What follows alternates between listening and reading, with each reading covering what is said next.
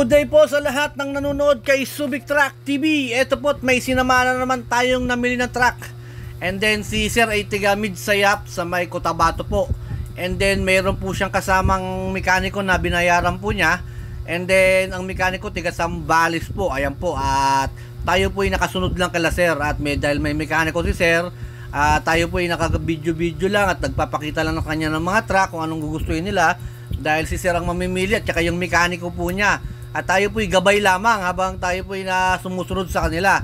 And then ito po yung pangalawang yarda na pinuntahan namin. Yung unang yarda hindi na po nagpa-video ng truck yung may-ari. Ito po, inaalok po sa kanila itong 12-wheeler na 6UC1. Pero ang target nila Sir is 6WF1 na inline. And then ito po ang kanilang napili na 12-wheeler 6WF1 inline. And then pinamolye po nila ito. And then pinadagdagan po rin ng molly sa harap. Dalawang bali 8 po ang dinagdag sa harapan ng molly nito. Tagdadalawa. Eh, ang likod po naman ay sa pinagawang molly na po. Ito po yung mekaniko. Yung mekaniko na rin po nag-check nito. At tayo po yung gabay lang. Video na lang po tayo. Dahil si Sir ay may kasamang mekaniko. Siyempre binayaran na Sir yung mekaniko. Si mekaniko ang gagalaw dito. Tayo po yung video lang po muna. Ayan po, at medyo rush nga lang po yung ni Sir, ang pagbili ni Sir. And then pag deposito niya, ipupull out niya sa loob lamang ng 3 araw. Kasama molly sa dagdag molly sa harapan, tsaka molly sa likod. Medyo kinapos at medyo hindi gaanong minadali yung truck, kaya po medyo kahit pa paano lumabas ng problema nung ipupull out na po yung truck. Ayan po yung mekaniko ni Sir, taga Sambales po yung mekaniko ni Sir. And then ayan po, inspeksyonin po natin mabuti yung truck, pero titignan natin dahil gawa ng may mekaniko si Sir at approve naman sa kanyang mekaniko itong truck po na ito. And then tayo po igabay na lang nila Sir at service na lang nila Sir tayo rito sa pagpunta nila sa Subic. Ayan po, inuulit ko po 12-wheeler wing ba na 6WF1 inline na pinamolye, dagdag molly sa harap at saka pinamolye yung likuran. And then with windbreaker po. And then magkano ba nila nabili itong truck na ito kasama sa molly po Ang presyo po ng truck na ito is 1.3.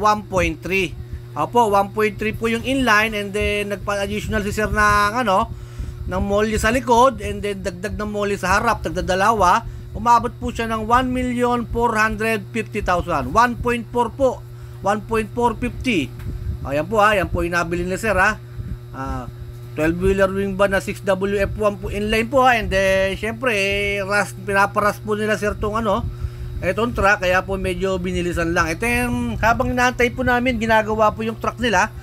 Ito po, at ibibideo ko lang po itong isang 10-wheeler wing ba na 6WF1 and then inline po. And then ang sabi ng mekaniko 6WG1 daw po yan.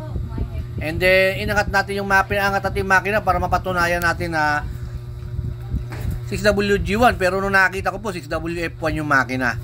Ayan po, pinaandar na rin po natin yung makina. At yan po, 10-wheeler wing bump po yan 6WF1 na inline at habang inaantay po natin 12-wheeler na inline ni Sir. And then nag-ikot-ikot lang mo tayo, tingnan natin yung mga bawat unit dito sa yarda nila. Opo, marami silang yarda dito pero hindi na natin na i-video lahat kasi po may mga may-ari na nung iba Ayan po, and then ito po yung kinukuha namin yung isang headlight ng truck na yon. Papalit namin dun sa headlight na nabili nila Sir. And then medyo ginabi po kami sa pag-pull out ng truck na ito at medyo nagkaroon ng problema, kaya medyo siyempre mabilisan po yung gusto ni Sir And then ang pinadeliver na rin po ni Sir yung truck na ito dun sa driver ko, kapatid ko po yung nag-deliver hanggang dun sa Midsayap sa may Cotabato po yung kapatid ko po ang nag-deliver nito hanggang sa kanila. And then nagpapasalamat po yung kapatid ko kay Sir, gawa na mabuti raw si Sir at asikaso raw nung kapatid ko si Sir sa pagdating sa Cotabato. Ayan po, at alam niyo naman yung mga tiga Mindanao, mababait yung mga yan. Ayan po yung kanya, pinapa-detailing pa rin yung loob ng cabin. Medyo rush lang talaga. Medyo mabilis ang trabaho kasi 3 days lang full out na. Kasama molly, minamolye pa yung likod, pinamolye yung harap, dinagdagan ng molly sa harap. Rush talaga ang nangyari dito. At bihirang-bihira tayo makatagpo ng ganitong transaksyon na rush, talagang ni-rush talaga yung truck. Para maiuwi na kagad ni Sir, medyo may trabaho pa pala si Sir. Ganyan po yung truck ni Sir na 12-wheeler wing van na 6WF1 inline. And then ito po, finally po, pull out na po yung truck. Medyo ginabi po. Umabot po kami ng mag-alas 9 ng gabi bago po na i-pull out yung truck. And then sinamahan ko pa rin po sila kasi po yung driver nito is ang kapatid ko po. Ayan po, maraming salamat po sa mga magpapasama sa Subic. Tawag lang po kayo sa akin. Maraming salamat po again.